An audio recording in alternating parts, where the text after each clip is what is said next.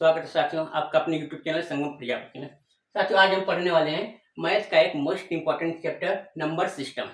Important chapter क्यों हो जाता है? क्योंकि ये मैथ का पहला चैप्टर हो जाता है और इसमें तमाम तरह के नंबर के बारे में जानकारी दी जाती है। जैसे यहाँ पे आप देखेंगे कि सम्मिश्र संख्या है, वास्तविक संख्या, काल्पनिक संख्या, परिमेय संख्या, अपरिमेय संख्या, पूर्णांक, पूर्णांक के साथ भिन्न, भिन्न के साथ। यहाँ पे आप देखेंगे मेरे पास एक नोट है, इस नोट का मैं पीडीएफ आपको दे दूंगा। पीडीएफ कहाँ मिलेंगी ये वीडियो के लास्ट में मैं बताऊंगा, तो इसलिए वीडियो में लास्ट तक बने रहिएगा। तो यहाँ पे देखेंगे कि इसके साथ सम संख्या, विषम संख्या, पूर्ण संख्या, प्राकृतिक संख्या, अभाज्य संख्या है।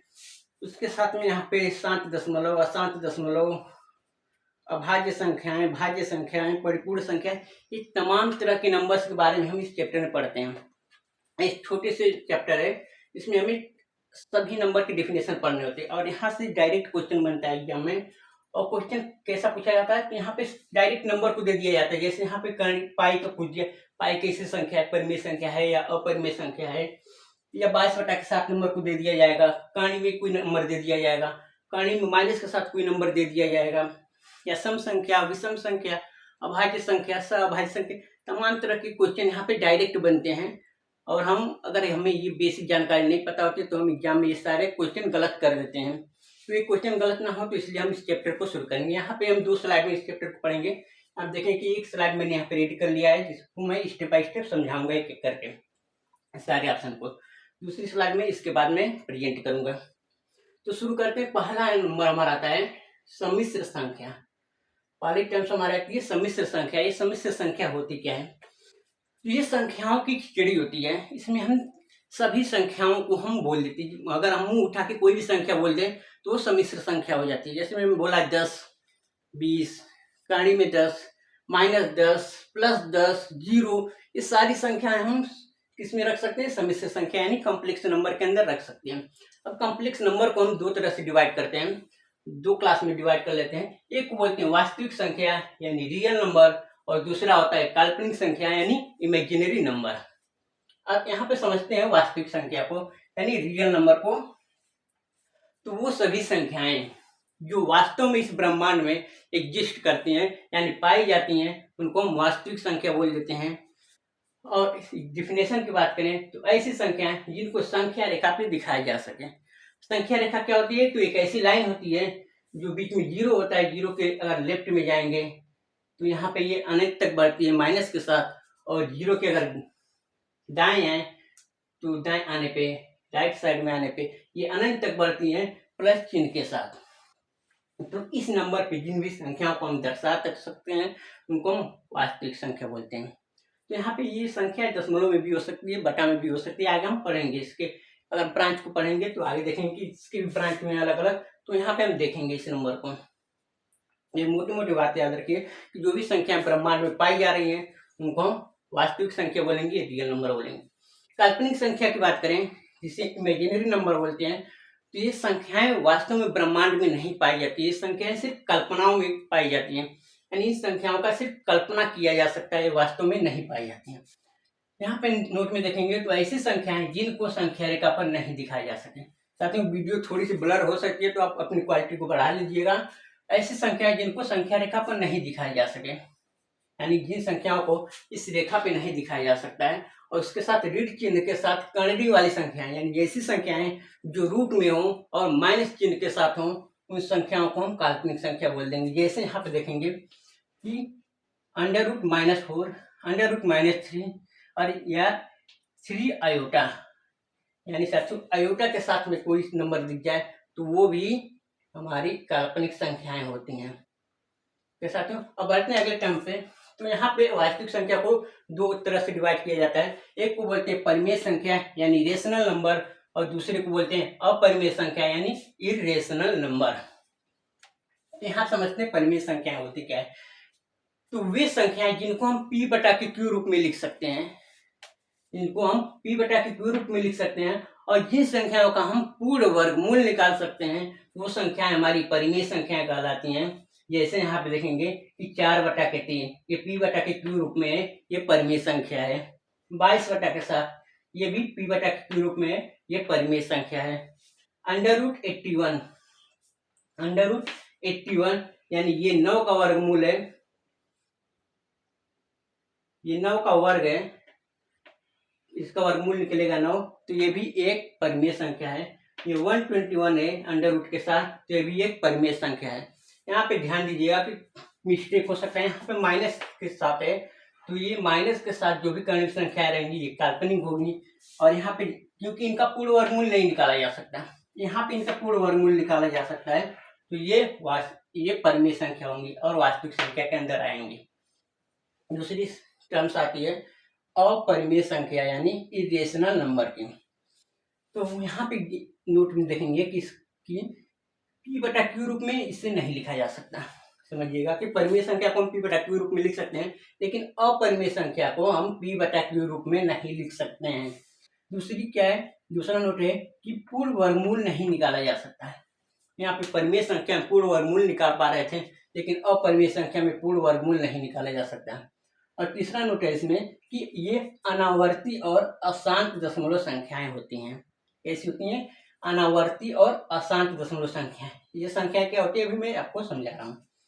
तो जिनका p बटा q रूप में नहीं लिखा जा सकता है, जैसे यहाँ पे एग्जाम्पल में देखेंगे तो ये पाई क्या होती है? एक अपरिमेय संख्या होती है। मोस्ट इंपोर्टेंट यहाँ पे ये पाई और ये यहाँ पे 22 बटा के साथ, परिमेय संख्या में 22 बटा के साथ p बटा q रूप में लिख सकते हैं।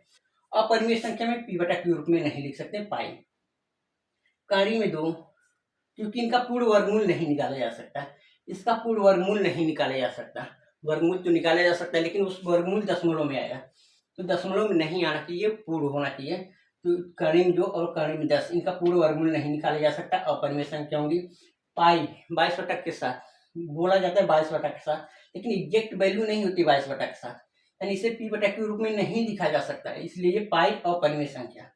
और तीसरा क्रम आता है अनावर्ती और अशांत दशमलव संख्या। समझिएगा जैसे 5.1 2 3 1 5 2 4, ये संख्याएं अनावर्ती मतलब ये आती रहेंगी। और अशांत मतलब ये कभी खत्म नहीं होगा। ऐसे अगर संख्या आपको दिखे तो ये समझ जाए कि ये अपरिमेय संख्या है। अब यहाँ पे आगे देखेंगे तो यहाँ परिमेय संख्या को 2 क्लास में डिवाइड किया गया है। एक को बोलते हैं पूर्णांक और दूसरे को बोलते हैं भिन्न। पूर्णांक को इंग्लिश में बोलते हैं इंटीजर और भिन्न को बोलते हैं फ्रैक्शन।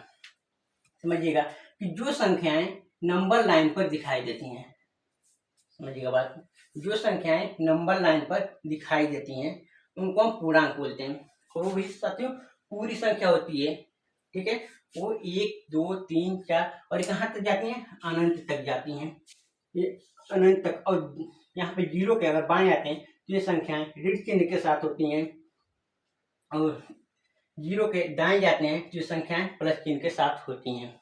आप प्लस चिन्ह लगा भी सकते हैं, छोड़ भी सकते हैं। तो अगर कोई भी संख्या बोले 2 10 20 100 1000 2000 20000 1 लाख 2 लाख, ये सभी संख्याएं या इसी को माइनस चिन्ह के साथ -10,000 -20,000 -100 -50, ये सारी संख्याएं पूर्णांक होती हैं। और पूर्णांक में भी हम 2 तरह से डिवाइड कर लेते हैं, एक को बोल देते हैं धन पूर्णांक और दूसरे को बोल देते हैं ऋण पूर्णांक। यानी इधर की संख्याएं जो हैं 0 के बाएं साइड की वो संख्याएं ऋण पूर्णांक कहलाती हैं, 0 के दाएं साइड की संख्याएं धन पूर्णांक कहलाती हैं। दूसरा टर्म्स आता है भिन्न का। तो नंबर लाइन पर 2 पूर्णांकों के बीच की संख्या है। यहाँ पे आप देखेंगे कि ये संख्या अनंत तक जाती हैं। ओके, यहाँ पे 0 के अगर बाएं आते हैं तो ये ऋण पूर्णांक होते हैं, 0 के दाएं जाते हैं तो ये धन पूर्णांक होते हैं। तो यहाँ पे ऋण पूर्णांक और धन पूर्णांक के बीच के जो नंबर होते हैं उनको हम फ्रैक्शन बोलते हैं। जैसे यहाँ पे आप देखेंगे कि यहाँ बीच में -3 और -2 के बीच में कोई नंबर आएगा जो होगा 2/5। ये संख्या आएंगी कहाँ पे? 2 और 3 के बीच में। तो वैसे यहाँ पे देखेंगे 1 और 2 के बीच में यहाँ पर भी कोई संख्या आएगी, जैसे 1/5, 1/5 नहीं, 1 सही 1/5 होगा, 1 सही 1/5। और यहाँ पर भी 2 सही 1/2। यहाँ पे गलत हो रहा है, 2 सही 1/2 होगा और यहाँ पे 2 सही 1/2 होगा। यानी बोल सकते हैं कि 3/2 और यहाँ पे -3/2 होगा। तो इस तरह से नंबर लाइन पे दो पूर्णांकों के बीच की कोई संख्या अगर होती है तो उसको हम बोलते हैं भिन्न। जैसे यहाँ पे ये, और इसको सरल करके लिखें हम तो 2 दूना 4 1 5/2 हम लिख सकते हैं माइनस के साथ, और इसको बोल सकते हैं 2 एकम 2 1 3 यानी 3/2 बोल सकते हैं इसको। तो ये जब नंबर सिस्टम पे जो नंबर लाइन पे दो पूर्णांक होते हैं इनके बीच कोई संख्या की बात की जाए तो वो हमारी भिन्न संख्याएं होती हैं। यहाँ पे अब चलते हैं अगले स्लाइड पे। अगले स्लाइड पे हम इसके बारे में, पूर्णांक के बारे में पढ़ेंगे कि पूर्णांक कितने प्रकार के होते हैं और पढ़ेंगे भिन्न कितने प्रकार के होते हैं।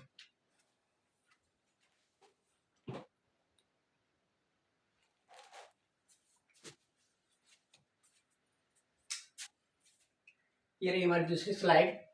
पिछले स्लाइड में हमने पूर्णांक और भिन्न को समझा था। अब यहाँ पे हम पूर्णांक के बारे में सारा समझेंगे, देखेंगे पूर्णांक के अंदर कौन कौन से नंबर आते हैं और भिन्न के अंदर कौन कौन से नंबर आते हैं। पूर्णांक के अंदर आप देखेंगे सम संख्या, विषम संख्या, पूर्ण संख्या, प्राकृतिक संख्या, सभाज्य संख्याएं आती हैं।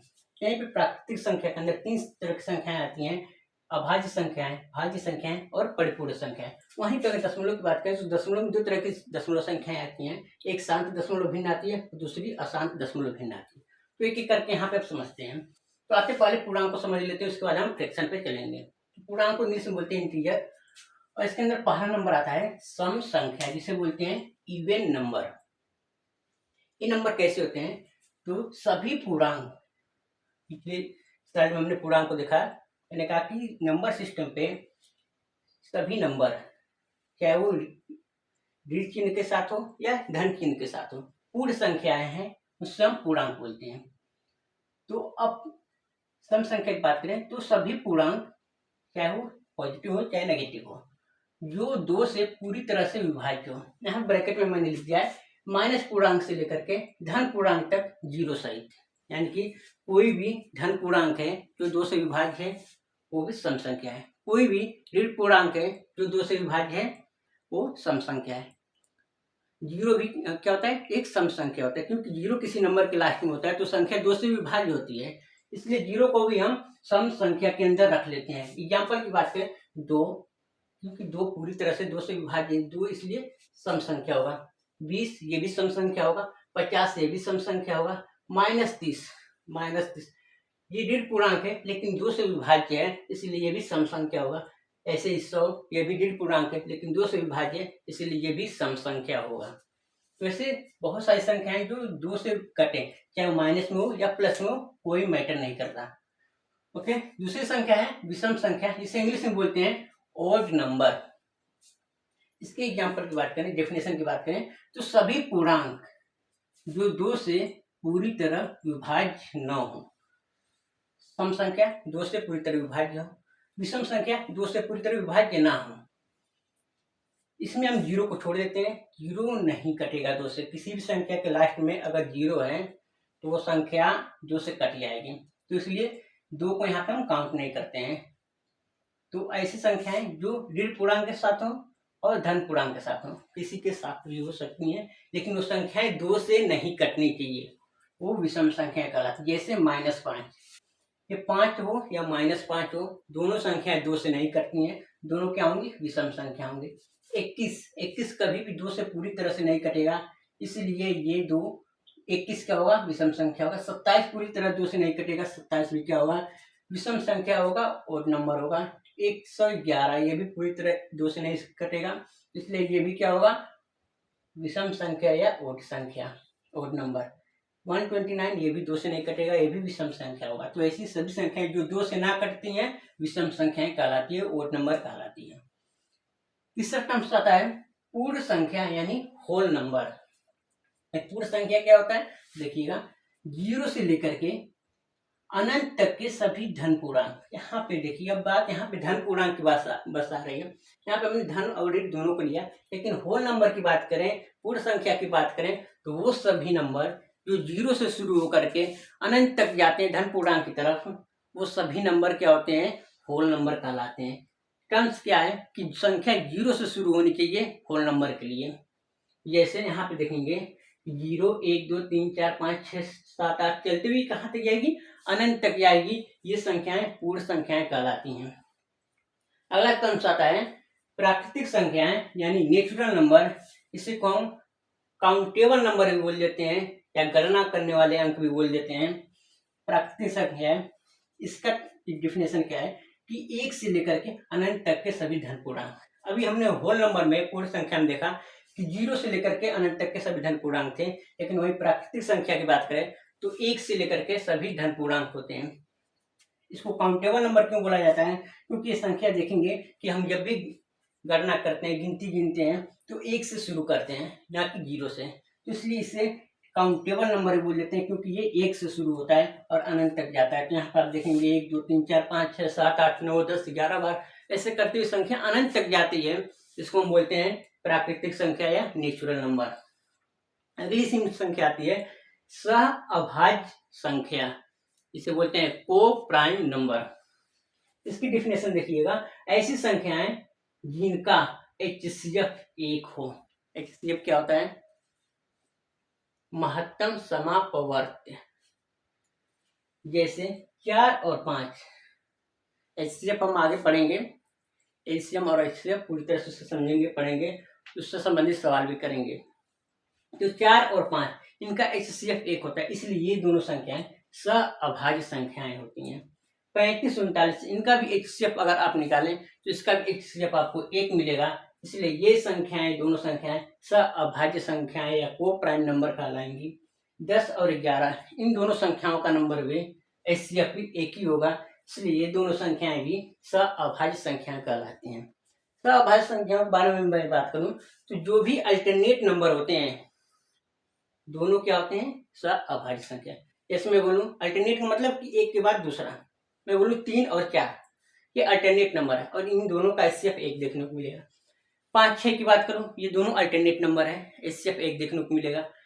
12 13 15 16 17 18 50 51 ये सभी अल्टरनेट नंबर है और इनका HCF 1 देखने को मिलेगा हमेशा। तो उम्मीद करता हूं कि ये नंबर आपको समझ में आए होंगे।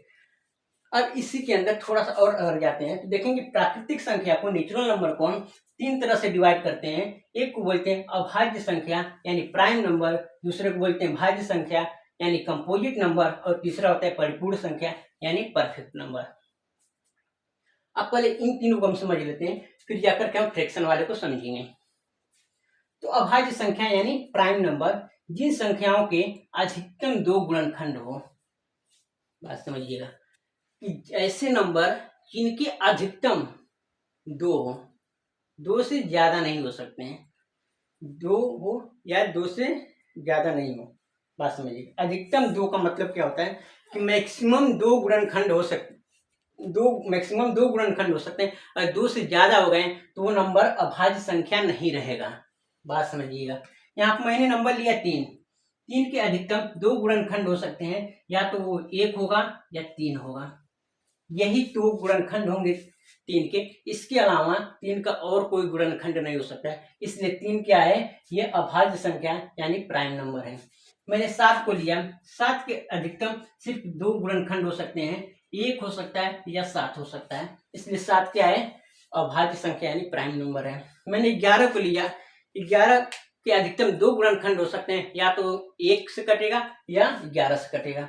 91 के मैंने गुणनखंड की बात करूं 91 के, तो 91 के सिर्फ 2 गुणनखंड होंगे, या तो 1 से कटेगा या 91 से कटेगा। 2 गुणनखंड जिसके होंगे वो अभाज्य संख्या होंगी, प्राइम नंबर होंगे।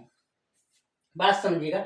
दूसरा टर्म्स है भाज्य संख्या यानी कंपोजिट नंबर, ऐसी संख्याएं जिनके 2 से अधिक गुणनखंड हो। अभी हमने यहाँ पे देखा अभाज्य संख्या में कि अधिकतम 2 गुणनखंड हो सकते हैं, लेकिन अब अभाज्य संख्या में अधिकतम 2 और भाज्य संख्या में 2 से अधिक। अगर 2 से अधिक है तो संख्याएं भाज्य होंगी, 2 से कम होगी तो संख्या अभाज्य होगी। यानी कि अगर मैं 8 को लूं, अगर 8 नंबर में लेता हूं तो 8 के अधिकतम कितने गुणनखंड हो सकते हैं? 1 हो सकता है, 2 हो सकता है, 4 हो और 8। 8 के अधिकतम 4 गुणनखंड हो सकते हैं। और जब भी गुणनखंड की संख्या 2 से अधिक हो जाती है तो वो संख्याएं भाज्य संख्या यानी कंपोजिट नंबर कहलाने लगती है। वैसे यहाँ पे 10 की बात करें तो 10 1 से डिवाइड होगा, 2 से होगा, 5 से होगा और 10 से होगा। तो 10 के देखें तो 4 गुणनखंड यहाँ पे हो गए, तो इसलिए 10 क्या होगा, भाज्य संख्या यानी कंपोजिट नंबर हो जाएगा। अगला टर्म्स है परिपूर्ण संख्याएं यानी परफेक्ट नंबर। इसके बारे में समझिएगा। ऐसी संख्याएं जिनके गुणनखंड का योग उस संख्या के बराबर हो। यहाँ पे जो सबसे बड़ा गुणनखंड है उसको हम छोड़ देते हैं। जैसे संख्या 6 है तो 6 वाले गुणनखंड को हम इसके छोड़ देंगे और 6 वाले गुणनखंड को छोड़ करके देखेंगे कि क्या सभी गुणनखंड के योग इस संख्या के बराबर आ रहा है। अगर ऐसा टर्म्स आ रहा है, कहीं पे ऐसी कंडीशन आ रही है तो वो संख्या परिपूर्ण संख्याएं कहलाएगी यानी परफेक्ट नंबर कहलाएगी। जैसे मैं यहाँ पे नंबर 6 लिया हूँ, 6 नंबर लिया हूँ, तो इसके कितने गुणनखंड हो सकते हैं, 1 से कटेगा, 2 से कटेगा, 3 से कटेगा और 6 से कटेगा। 6 वाले गुणनखंड को यहाँ पे काउंट नहीं करते हैं। जो सबसे बड़ा गुणनखंड होता है यानी जो संख्या स्वयं होती है उसको हम काउंट नहीं करते हैं। तो 1, 2 और 3 का योग अगर निकालें तो योग इस 6 के बराबर आएगा। इसलिए 6 क्या होगी, एक परिपूर्ण संख्याएं होंगी। मैंने संख्या लिया 28। 28 के कितने गुणनखंड हो सकते हैं समझिएगा। 1 से कटेगा, 2 से कटेगा, 4 से कटेगा, 7 से कटेगा, 14 से कटेगा और 28 से कटेगा। तो 28 वाले गुणनखंड को हम छोड़ेंगे और उससे छोटे जितने भी गुणनखंड है सबका योग निकालेंगे और योग निकाल के चेक करेंगे कि क्या ये योग इस संख्या के बराबर आ रहा है। तो इन सबका योग अगर निकालेंगे देखेंगे कि वो योग इस संख्या के बराबर आएगा, 28 के बराबर आएगा। इसलिए यह 28 जो है ये परिपूर्ण संख्या कहलाएगा, परफेक्ट नंबर कहलाएगा। तो यहाँ पे पूर्णांक को हमने पूरी तरह से समझ लिया। सम संख्या समझा, विषम संख्या, पूर्ण, प्राकृतिक, सहभाज्य, प्राकृतिक के अंदर हमने अभाज्य संख्या पढ़ा, भाज्य संख्या पढ़ा, परिपूर्ण संख्या पढ़ा। अब आते हैं भिन्न पे, फ्रैक्शन पे। फ्रैक्शन को हम दो तरह से डिवाइड करते हैं। एक को बोलते हैं शांत दशमलव भिन्न और दूसरे को बोलते हैं अशांत दशमलव भिन्न।